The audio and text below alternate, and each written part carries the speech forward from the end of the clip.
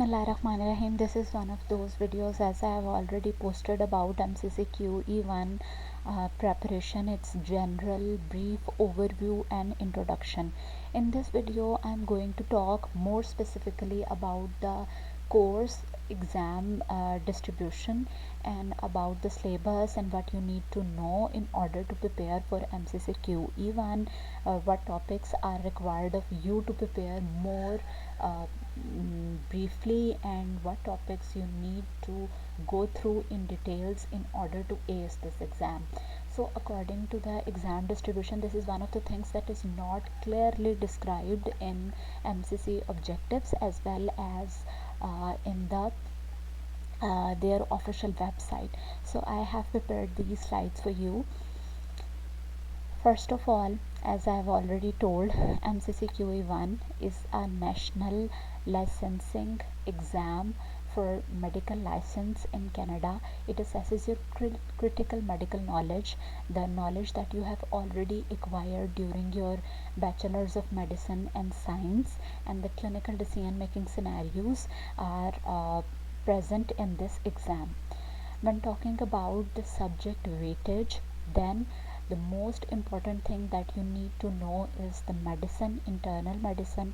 It has 11 more you can say systems as well that you need to know, and this comprises the major distribution of this exam. Like about 30% is asked from the internal medicine, and it's really true as in the original exam that these it comprises mostly of the internal medicine scenarios. Apart from them, there is pediatric portion. It comprises of 15%. Obstetrics and gynae, it is really a major portion, and it consists of about 15% of the exam questions, and along with that there are surgery 10%, psychiatry 10%. So these are all the exams or all the subjects of your final year medicine, as you have already learned them. So you need to know the core concepts about them. Apart from them, the exam or the portion of the exam that differentiates it from other licensing exam is the preventive medicine and public health, and these require the Canadian healthcare guidelines, and this consists of about 10% of exam. Ethics is another 10%. So these two are the different that you need to know in order to pass this exam. Preventive medicine and public medicine and ethics and professionalism, these are a bit different for the students, for international medical graduates who have completed their bachelor's. They need to know these two specially, and they are different for them. This exam is a one-day computer-based multiple choice question exam, and it consists normally of the MCQs only, as its format has changed in 2025. So it no more contains the CDM part has been omitted, so it solely consists of 230 MCQs instead of 210 MCQs. Preparation tip: you need to focus more on the medicine. As I've already said, pediatrics and obs and gynae, they contain the most portion of the exam. Medicine, peds and obs and gynae, you need to know their concepts, review these from the Toronto notes. After that you need to practice MCQs from the updated Q banks, and after doing practice of these MCQs, you need to know the ethical principle, preventive medicine and professionalism. These professional attitudes, they can ask these in the scenarios as well. So now this is the internal medicine sub branches, like cardio you need to know, dermatology, endocrinology, gastro. So these are 11 topics that come under the heading of internal medicine. Apart from them, internal medicine comprises about 30% of the exam, and then the public medicine is 10%, ethics is 10%, ENT and ophthalmology, these contain mostly 2 or 3 MCQ scenarios from these two topics as well. Geriatric medicine is the different topic as well for the international medical graduate. operates, and orthopedic surgery. These contain about 10% of the exam. Peds is the higher portion, it contains 15% of the exam. Ops and gynae is the portion that they need to you to know about these. And the psychiatry. So as I have said, you need to first know the MCC objective. These are exam blueprints. You need to have these in mind. Apart from them, you need to know the resources, and the resources can be Toronto notes. These are the updated Q banks as well. And the other third most important part of the exam is the practice. You need to know it in timed mode and in the tutor mode as well. So you will practice various similar exam scenarios in the that are given in various updated Q banks, and after that you will do some self assessments in order to know that where you stand in the course of your preparation. You have to simulate the actual exam scenario in the time based mode, where you need to do this exam. It's actually a 6.5 hour exam, so you can do it in that mode. And if you will simulate the actual exam condition, it would be more helpful for you, as the practice makes a man perfect.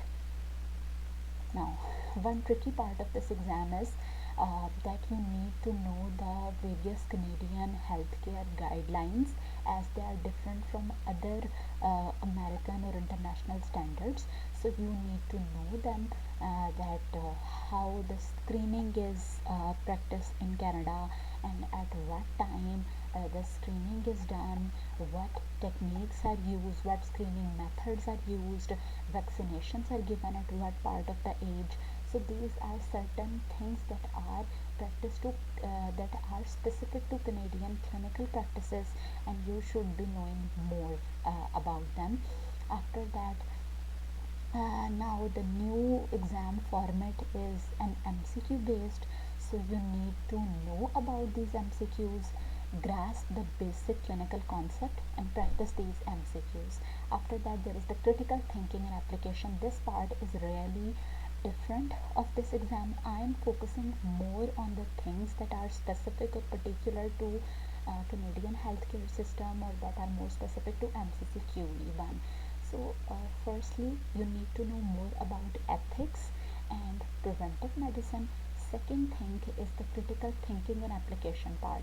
Mostly the part of the world from where we have graduated, or where the most of the international students are coming from. It is based mostly on the memorization part, but this test, it comprises mostly on the conceptual things. You need to do the critical thinking, you need to apply those concepts, and the ability, you should develop the ability to apply knowledge in that clinical settings. Because so you should mostly focus on critical thinking and application. These are the three aspects that I needed to focus more on, because it firstly, it is more specific to the Canadian healthcare system. Secondly, you need to practice MCQs more, and thirdly, you need to do the critical thinking. These are the things that are more specific to MCCQE, and no one will tell you.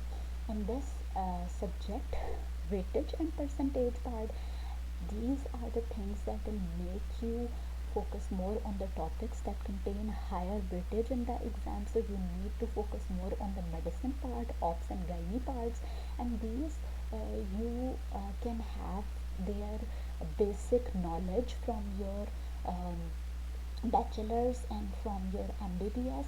But the things that you need to focus more on are the preventive medicine and ethics, and I'm saying it again and again. So grasp their main concept, practice MCQs, keeping MCC objectives in mind will help you ace exam. And the third part is do the self-assessment few days before coming to exam. You should simulate the natural exam conditions taking the time mode of your practice and doing the MCC practice test as well. They are available on their official website, so you can buy them. Otherwise, you can practice your clinical Q bank. You can take 230 MCQs and keeping the same time limit or same time frame in your mind that 115 MCQs are to be done in 2 hours and 40 minutes. That will help you in actual exam. So this is all about these subjects and the weightage and the percentage of the various subjects that are coming in actual exam, that you can expect that more questions are to be from medicine, high weightage is from ops, and preventive medicine and ethics question can be in the exam as well.